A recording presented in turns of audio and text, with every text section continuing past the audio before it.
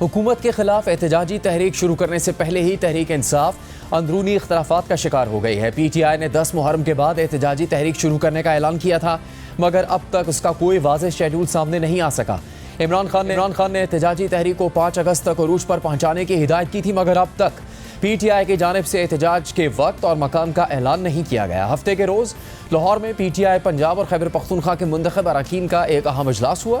اجلاس سے خطاب کرتے ہوئے وزیر اعلیٰ خیبر پختونخوا علی امین گنڈاپور نے حکومت کو عمران خان کی رہائی کے لیے 90 دن کا الٹیمیٹم دیتے ہوئے کہا کہ یا سیاست چھوڑ دیں گے یا عمران خان کو رہا کروائیں گے۔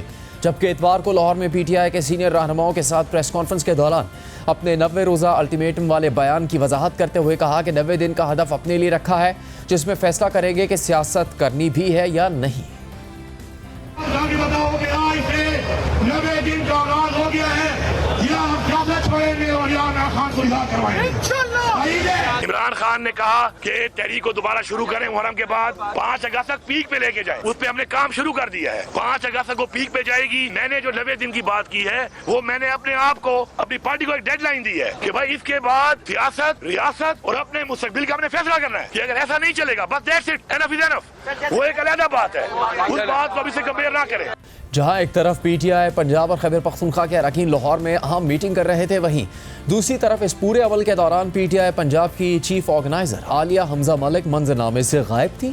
جب اس حوالے سے پی ٹی آئی کے سیکرٹری جنرل سلمان اکرم راجہ سے پوچھا گیا تو انہوں نے کہا وہ مصروف ہیں۔ پنجاب سے تحریک شروع ہونی ہے، عالیہ حمزہ صاحبہ چیف آرگنائزر مائنس کر دی گئی۔ نہیں، بالکل مائنس نہیں۔ عالیہ حمزہ بی بی کے آج اور پروگرام تھے، میری کل ان سے بات ہوئی، انہوں نے ایک اپنا پروگرام مرتب کیا ہوا ہے پورے پنجاب کے، آج وہ دورے پر ہیں۔ میں نے ان سے گزارش ضرور کی تھی کہ اگر ہو سکے تو وہ آئیں، لیکن وہ اہم کاموں میں مشغول ہیں۔ ایسا نہیں ہے کہ وہ کسی ناراض نہیں آئیں یا ان کو بلایا نہیں گیا، ان کا پہلے سے ایک مرتب پروگرام تھا، اس کے تحت وہ آج کام کر رہے ہیں۔ لیکن سلمان اکرم راجہ کے اس بیان کے بعد عالیہ حمزہ ملک نے سوشل میڈیا پلیٹ فارم ایکس پر ایک پوسٹ میں نہ صرف سلمان اکرم راجہ کے بیان کو مسترد کر دیا بلکہ پی ٹی آئی کی احتجاجی تحریک پر سوالات بھی اٹھا دیے۔ انہوں نے لکھا کہ ویسے تو مجھ تک پہنچنے والی کچھ اطلاعات کے مطابق میں پچھلے 2 دن سے بہت مصروف تھی، ایسی مصروفیات جن کا شاید مجھے بھی علم نہیں تھا، کیا کوئی روشنی ڈالے گا؟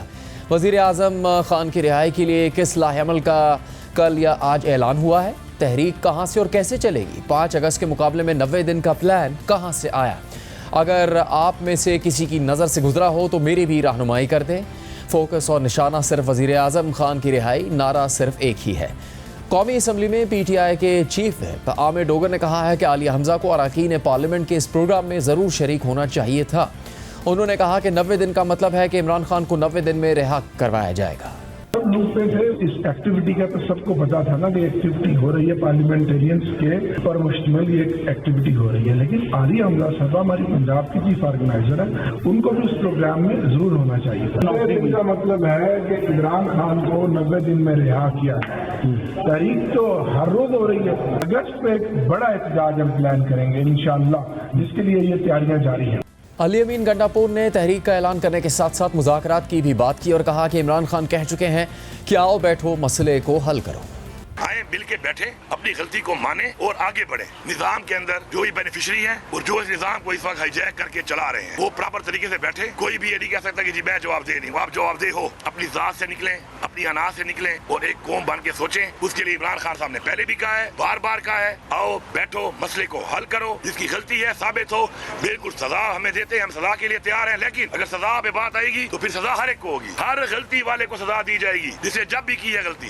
اس کے علاوہ خیبر پختونخوا کی اپوزیشن جماعتیں 21 جولائی کو ہونے والے سینٹ انتخابات اور ممکنہ ان ہاؤس تبدیلی کے حوالے سے ملاقاتیں کر رہی ہیں۔ میڈیا رپورٹس کے مطابق گورنر خیبر پختونخوا فیصل کریم کنڈی نے گورنر ہاؤس میں نون لیگ کے صوبائی صدر امیر مقام سے ملاقات کی، جس میں خیبر پختونخوا میں آئندہ چند دن کے اندر ہونے والی اپوزیشن جماعتوں کے اجلاس پر بات کی گئی۔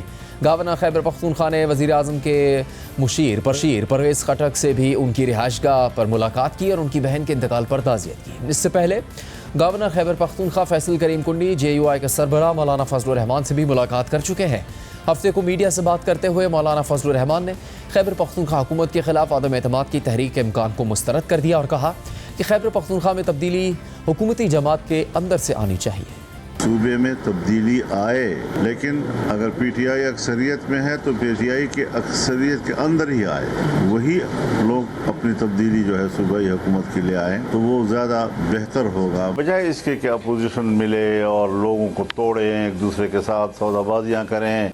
जबकि गुज़श्ता रोज़ वज़ीर आला खैबर पख्तूनख्वा अली अमीन गंडापुर ने मौलाना फजलुर रहमान के बयान पर रद्दअमल देते हुए उन्हें चैलेंज किया कि वो मेरे भाई के खिलाफ इलेक्शन लड़े, जो हारेगा सियासत छोड़ देगा। मौलाना फजल रहमान मुनाफिक आदमी है, अंदर से अभी भी मिला हुआ है। तो मौलाना साहब, अपने हल्के में तेरी जमानत जब्त है, औकात तेरी ये रह गई है, अपने हल्के में तू इलेक्शन नहीं लड़ सकता। फॉर्म 47 से आया, तू बलूचिस्तान से हुआ है। मैं अभी आज फिर चैलेंज करता हूँ मौलाना साहब, हर पोलिंग पे कैमरा मैं लगाऊंगा, पैसे मैं लगाऊंगा। मेरा भाई इस्तीफा देगा, तू और मेरा भाई इलेक्शन लड़ेंगे, तू जीत गया, मैं सियासत छोड़ दूंगा, तू सियासत छोड़ेगा।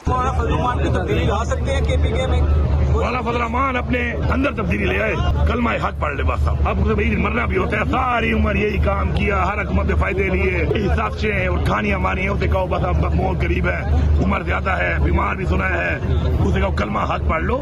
इसके बाद आज मौलाना फजलुर रहमान के भाई मौलाना ज़ियाउर रहमान ने अली अमीन गंडापुर के चैलेंज को कबूल करते हुए कहा कि आपकी बातों से लगता है आपके जाने का वक्त करीब आ गया है। जबकि JUI के सीनियर रहनुमा मौलाना अब्दुल गफूर हैदरी ने कहा कि JUI खैबर पख्तूनख्वा में गवर्नर राज के हक में नहीं, अली अमीन गंडापुर अपने भाई से इस्तीफ़ा दिलवाने की बजाय खुद इस्तीफ़ा दे ताकि इलेक्शन में मदाखलत न हो। मुफ्ती महमूद का बेटा आपको चैलेंज कर रहा है कि अपने भाई से आज और अभी इसी वक्त इस्तीफा दिलवाओ।